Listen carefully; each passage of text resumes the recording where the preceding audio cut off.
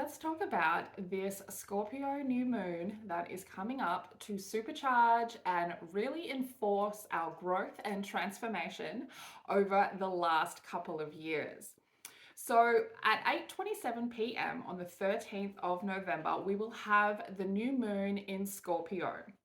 So at the same time as this, the sun is also making a conjunction aspect with the moon. Both the sun and the moon will be in Scorpio. So this is a super powered new moon in Scorpio with this conjunction because this is the culmination of the last few years. It is the end of the eclipse energy officially on paper, even though that energy will roll out over the next 5 years, and the creation of a new force, a new energy, and a new dynamic. So this is the sun shining its light on the moon. So this is our ego self, the way that we present ourselves, our essence, and that is shining light onto our non-negotiable emotional needs. And this helps us throw out anything that no longer serves us. So the last Scorpio new moon that we had that was not an eclipse was November 4th, 2021. So this new moon in 2021 closely was conjunction with Mars in Scorpio and square Saturn in Aquarius. So this was about taking action in revolutionary ways on our deep and passionate goals. And this was where we saw what we were about to transform during the eclipse cycle that then started in October 2022. And we are now closing out these cycles officially with this moon, okay? So the new moon in Scorpio that happens on the 13th of November, which is going to be in conjunction, well, very closely with Mars and also opposing Uranus in Taurus. So this really does increase the possibilities of experiencing unexpected events. So it is still the last of this unexpected and fated event energy from the eclipse. And this could be showing up as disruptive changes, sudden breakthroughs, and it's going to be about what we set in motion as well. So any processes that we set in motion, that is what we are going to be looking to unfold between this new moon and the next new moon. So this, with the Uranus in Taurus opposition, that is going to be a pushback, okay? That is going to feel like a pushback from the world and from our outdated belief systems that we are trying to transform here, Scorpio energy. So let's have a look back. So in 2021, we were also healing wounds related to our Black Moon Lilith placements. Now, back in 2021, we were looking at Lilith in Gemini. So this was wounds around rejection, around speaking our mind, and those sort of wounds that manifest as manipulation with words in order to get our way. And so this really relates to how we also tell ourselves lies in order to avoid deep self-introspection. But it is also how we understand words that are important. And we were learning with this Lilith Gemini placement that words are very important and we need to be intentional and very sure of the words that we are using. So this began that journey through Lilith in Gemini, and then moving on to Lilith in Cancer during this same period. Now, Lilith in Cancer required us to look at healing wounds of rejecting feminine energy and healing wounds around being under-nurtured as a child and not feeling the security that we needed as a child or feeling like a stranger. This is also Lilith in Cancer relating to healing ancestral karma related to the mother energy. So the feminine energy side of the family, okay? Then we moved into Lilith in Leo during this same period, which was asking us to heal wounds of self-confidence, of our sense of self, and also our masculine energy and the father energy. This was wounds around where we craved attention while also fearing attention. And it really was asking us to let go of ego, because ego in this place, presenting as arrogance, selfish behavior. And this is where we would have had wounds around our getting love from a masculine figure was was coming with a requirement to be worthy, to perform, to do something, to earn the love. So these wounds that were around learning who we are, and we are now looking at them as the culmination as we come into this new moon in Scorpio. So we've been looking at healing and trying to balance our feminine and masculine energies. And with the power of this new moon, we are going to start seeing ourselves and people around us really finding balance here, really finding their worth and their sense of self, and seeing that balance out as well. This is where we are going to really and truly start understanding the need for true self-love and finding our validation within. And now we are in the position of Lilith having just moved into Virgo. And Lilith in Virgo is asking us to heal wounds of where we were living up to other people's expectations over our own needs, looking at places we were shamed as children for not fitting into our environment and what that environment required from us, as well as shame around our sexuality, and even shame and guilt around traumatic sexual experiences, and how those wounds and the programming that we set around all of those wounds get projected onto others through our judgment, through our criticism, and how this creates an inability in us and others to be vulnerable with each other. So then looking at the conjunction with the Sun in Scorpio and the opposition of Uranus in Taurus, this creates a really powerful field of energy that is helping us move forward in transformation and transmutation, which is what Scorpio energy is all about. So Scorpio is 8th house energy. This is how relationships transform us. This is birth, death, sexuality, karma. It's our transformation abilities as individuals. It's our erotic natures. It is metaphysical forms of deep sexual bonding.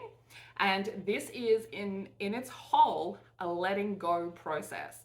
So Scorpio is I am power energy, and it's ruled by Pluto, who is currently transitioning from Capricorn, where it has been since January 27, 2008, to Aquarius, where it has not been for 225 years. So this transformation energy is something that we have not seen before. So if you are not feeling like yourself, you are not alone, my friend. You are not alone. So Uranus here is the energy of sudden change, of bursts of insight, moments of realization. It's our capacity for innovation, for our individual natures, for our eccentric natures, and it is the spirit of revolution and change. So this really is the true beginning of a new era.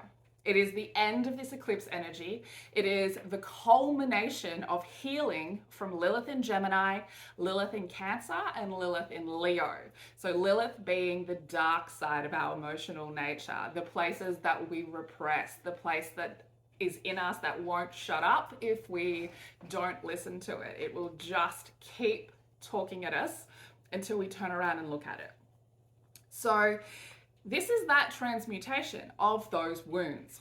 This is where we will find ways to speak our mind, to balance our feminine and masculine energy. And it is where we will start being able to turn the wounds that we have around these issues into power and fully start standing in the people that we are truly meant to be in this new evolution of the human and the way that we see the spiritual world and the way that we see the collective. So, manifesting under this new moon. Now, whether or not you're somebody spiritual, somebody who is a bit witchy, manifesting does not have to be anything to do with that, okay? The purpose of manifestation, whether or not you follow it in a spiritual way or as someone who is not spiritual, is the idea of focusing an intention in a positive way and making it a mantra for you every day to make sure that you are working one step at a time towards achieving the goal that you set out, okay? So when you're looking at it through a spiritual light, there is a lot of energy usage added to it, okay? Magic, however you want to talk about it, it is about pulling energy in from the outside world and helping focus that on the goal. If you're not spiritual, you can still tap into this energy from the universe and help you start your new year. So this is the true new year. This is where we should be setting our resolutions, because we are in a very powerful, a very transformative time, and the energy of the universe is very supportive to us right now on being able to adapt and adjust to any lightning changes that are around. It also is making people more open to accepting our changes, okay? So this is a far more powerful time than the 31st of December sitting down writing out what you want.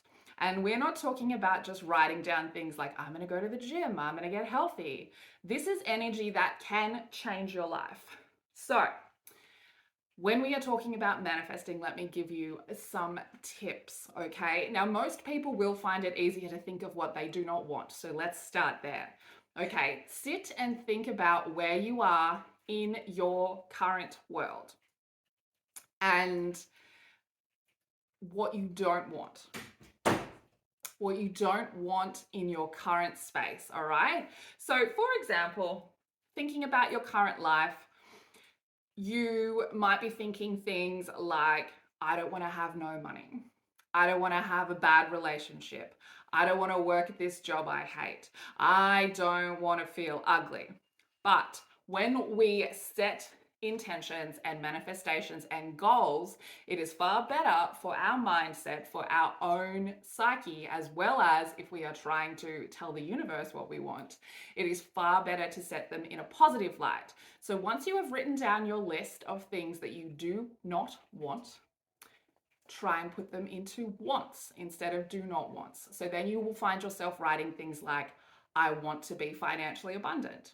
I want an emotionally fulfilling relationship. I want to have a fulfilling job. I want to feel beautiful, okay? So turning your don't wants into wants. Then the next step, and I find this one is very, very important and very, very powerful, is that you want to write them like you are already living them. In the spiritual world, we like to believe that when we set a manifestation, we have to be able to see, hear, smell, taste, and feel it like it is already ours. Because the more we can do that, the more we will find a way to achieve that, okay? So we want to start talking like these manifestations are real, like we are already standing in that point in the future where we have them. So you want to turn your don't wants into wants, and then you want to turn them into reality. And I'm talking about things like this. I am financially abundant. I am in an emotionally fulfilling relationship. I am working a job that fulfills me emotionally and mentally. I am beautiful. It will be, and so it already is. We have to manifest and imagine and sort of exist in a little delusion that we already have achieved it. Because if we start thinking in don't wants, we end up with a negative mindset. And inside of that negative mindset, we start being able to see the what ifs on the negative side. And when we are trying to achieve goals and manifest these illusions, these dreams into reality, we have to maintain a positive mindset, or else we will block ourselves from moving forward. So we want to be thinking these I am as if we already are. We want to be acting as if we are already these people in the future that have achieved these goals, because it is the connection of the person in the present and the version of you in the future that will be able to manifest these things, those two energies coming together. Okay, so once you've got your don't wants and you've turned them into wants, you want to turn them into I am statements. And you want to be checking in on these daily if you can. Write them on a mirror.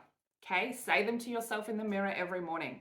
Once a week, write them back down in your journal. Check that they are the things that you still want, but stay consistent with these things. The energy of the universe is here for us and it is here to help us, but we still need to tap into it. We still need to use it and we still need to do the work.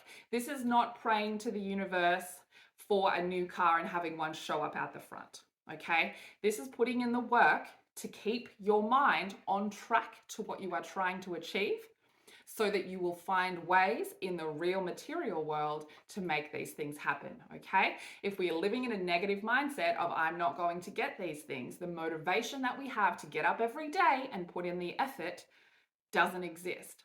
But if we can imagine what it feels like in that new car, if we can imagine what the seats feel like, what the music sounds like, what the freshness of that new car smell feels like, we are definitely going to be more inclined to get up every morning and put the work in, all right?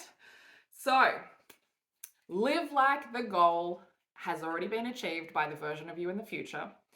And under the energy of this transformational moon with Pluto and Saturn now moving direct, and with that Sagittarius season about to light that adventurous fire underneath us all, we are being empowered to make change toward our most authentic and fulfilling timeline. Through all of what we have been dealing with in the last 2 years, we will find that those things are now power. That is what the universe is here to help us with and to push us forward with. We have the energy to tap into it, to now sit into these people who have adapted and who have learned things about ourselves over the last 2 years of this eclipse cycle. So this is officially, as far as I'm concerned, the new year. And I would highly advise you to be writing down your don't wants, into I ams, and check back on that daily. This energy has not been seen for over 200 years, and we are in a privileged place to be able to tap into it. So anyone who is a Scorpio or a Taurus, you are looking at some extra charged up energy. Be careful it doesn't make you anxious.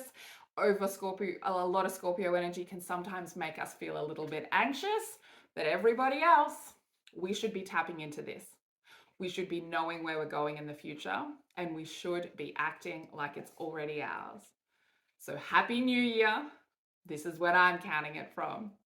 And until you see my face again, let's get it and stay weird.